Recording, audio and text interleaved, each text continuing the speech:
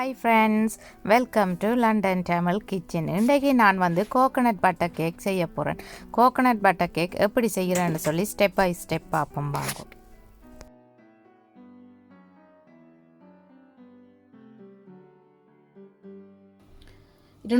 Gram unsalted butter எடுத்து வச்சுக்கிறேன். Salted பட்டர்ன்னு சொல்லி சொன்னால் நீங்கள் உப்பு ஆட் பண்ண தேவையில்லை.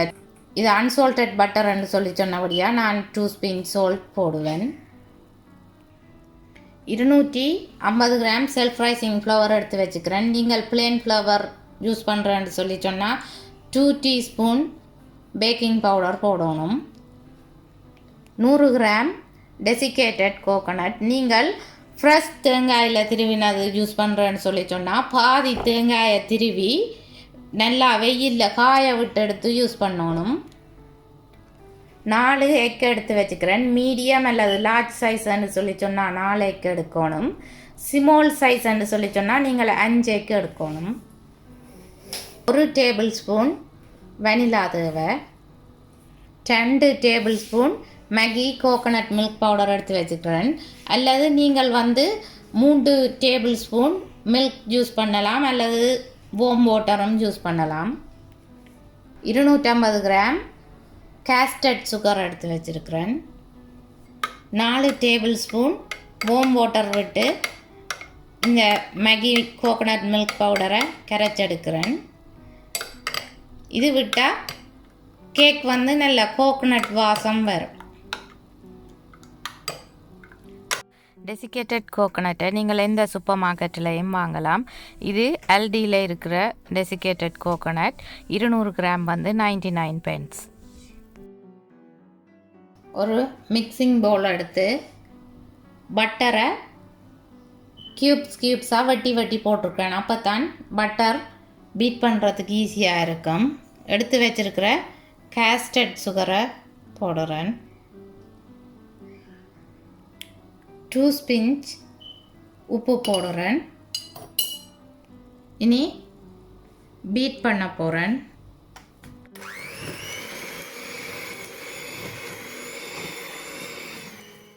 மாயரனும் சீனியும் மிக்ஸ் பண்ணப்பட்டு பேல் கலரில் க்ரீமியாக வரணும். அது வரைக்கும் பீட் பண்ணி எடுக்க போகிறேன்.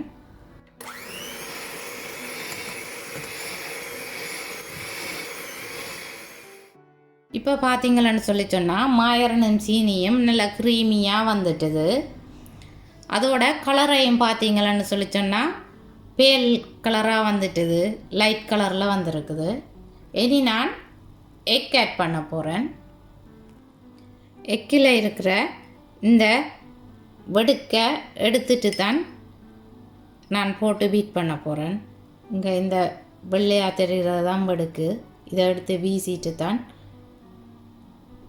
எக்கை விடுகிறேன். நான்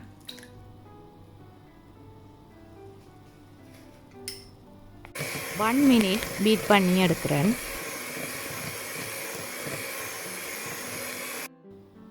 ஒவ்வொரு எக்கையும் விட்டுட்டு நான் 1 மினிட் பீட் பண்ணி எடுக்க போகிறேன். ஒவ்வொரு எக்கை விட்டுட்டு 1 மினிட் பீட் பண்ணணும்.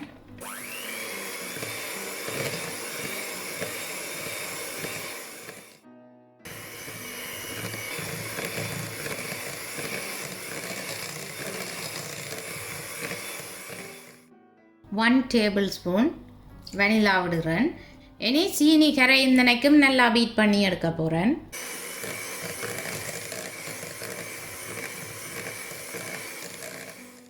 இப்போ இந்த மாவில் கொஞ்சத்தை எடுத்து இப்படி தேய்ச்சி பார்க்கல சொரண்டி இருந்தால் நீங்கள் இன்னும் பீட் பண்ணணும்.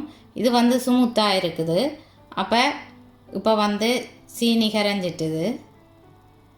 இனி எடுத்து வச்சிருக்கிற டெசிகேட்டட் கோகோனட்டை போடுறேன். கரைச்சி வச்சிருக்கிற இந்த மேகி கோகோனட் மில்கையும் விட்டு பீட் பண்ண போகிறேன்.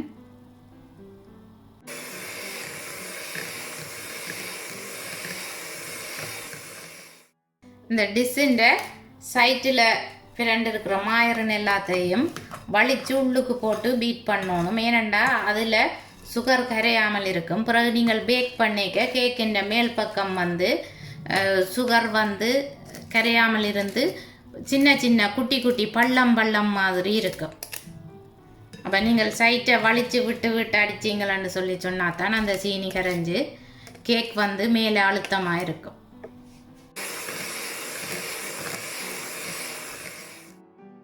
இனி எடுத்து வச்சிருக்கிற செல்ஃப் ரைசிங் ஃப்ளவரை போட்டு மிக்ஸ் பண்ணுறேன்.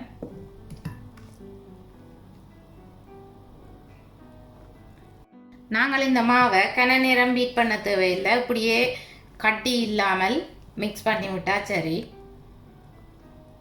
இந்த மா மிக்ஸ் பண்ணிக்க நீங்கள் வந்து ஒரே டிரெக்ஷனுக்கே சுற்றி எடுக்கணும்.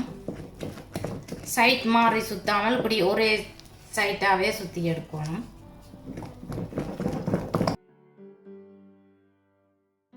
இப்போ பார்த்தீங்கன்னு சொல்லி சொன்னால் மா கட்டி இல்லாமல் மிக்ஸ் பண்ணப்பட்டுட்டுது. இந்த ட்ரே வந்து 11.5 இன்ச் நீளமும்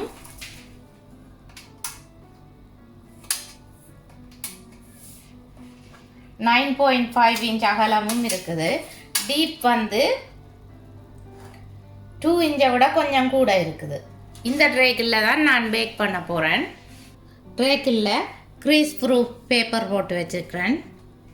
இனி கேக் பேட்டரை போட்டு பெறவ போகிறேன். இனி கேக் பேட்டரை லெவல் பண்ணி விடணும்.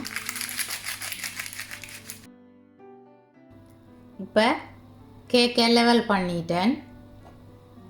அவனை ஆன் பண்ணி 180 செல்சியஸ் டிகிரியில் விட்டுருக்கிறேன்.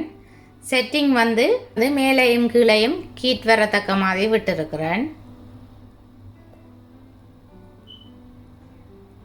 அவனை 10 மினிட்ஸ் ப்ரீஹீட் பண்ண விடுறேன்.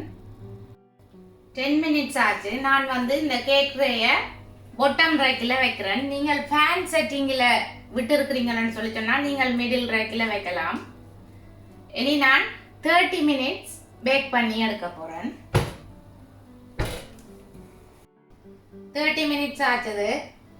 நான் இனி பேக் பண்ணப்பட்டு தோண்டு பார்க்க போகிறேன். மிடில் ஒரு ஸ்டிக்கால் குத்தி பார்க்குறேன். ஸ்டிக் வந்து க்ளீனாக வந்ததுன்னு சொல்லி சொன்னால் கேக் பேக் பண்ணப்பட்டுட்டுது. ஸ்டிக்கியாக இருந்ததுன்னு சொல்லி சொன்னால் நீங்கள் இன்னும் 5-4 மினிட்ஸ் பேக் பண்ண விடணும். ரவுண்ட் ஷேப்பில் நீங்கள் கேக் செய்தீங்கன்னு சொல்லி சொன்னால் 10 மினிட்ஸில் இருந்து 15 மினிட்ஸ் வரை கூடுதலாக பேக் பண்ண விடணும். இந்த கேக் பேக் பண்ணப்பட்டிருக்கு. நான் இனி அவனுக்குள்ள இருந்து எடுக்கிறேன். கேக் வந்து நல்ல வடிவாக பேக் பண்ணப்பட்டு வந்திருக்குது. நான் இப்படியே 10 மினிட்ஸ் ஆற விட போகிறேன். ஆற விட்டா பிறகு கேக்கை வெட்டினா தான் கேக் வந்து சேப்பாக வரும். ஆறிட்டுது. நான் இனி கட் பண்ணுறேன்.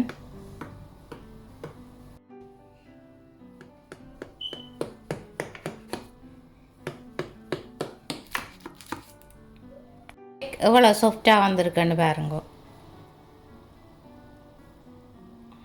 நல்லா சாஃப்டாக வந்திருக்குது. தேங்காய்ப்பு கேக் எப்படி வந்திருக்குன்னு சொல்லி பாருங்க. இந்த சைட்டை வந்து நாங்கள் நல்ல அழுத்தமாக வெட்டலாது. ஏன்னா நாங்கள் தேங்காய்ப்பு போட்டபடியாக இப்படி கொஞ்சம் சொரப்பு தன்மை மாதிரி தான் இருக்கும்.